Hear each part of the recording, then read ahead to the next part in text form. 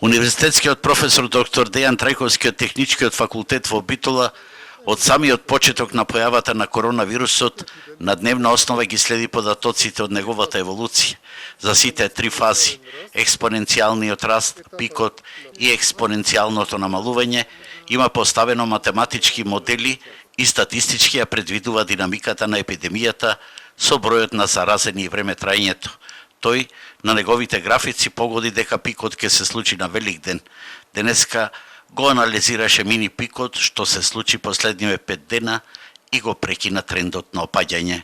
Се забележа на графикот на факторите на растот известно зголемување, значи наместо опаѓање преминавме во зголемување на дневните случаи.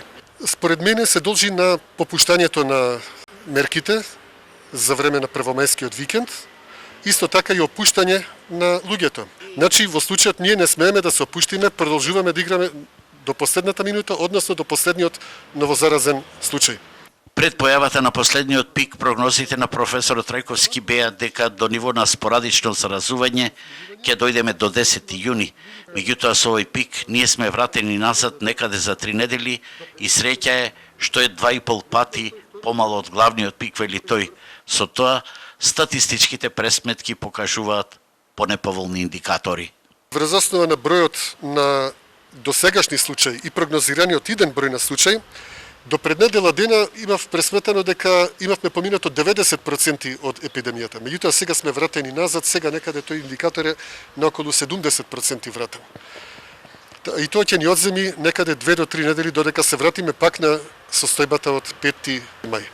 Тој го искоментира и поединечниот случај што денеска го посочи министерот Филипче. Како што слушнавме денеска од министерот Филипче, кој кажа дека овој мини пик се должи на еден единствен изолиран настан во Скопје, тоа ни покажува колку заправо е ранлива, вулнерабилна целата ова ситуација. Еден единствен настан ако успее да ја пролонгира целата криза за 2 до 3 недели, значи можеме да видиме што можат неколку синхронизирани истовремени настани да направат.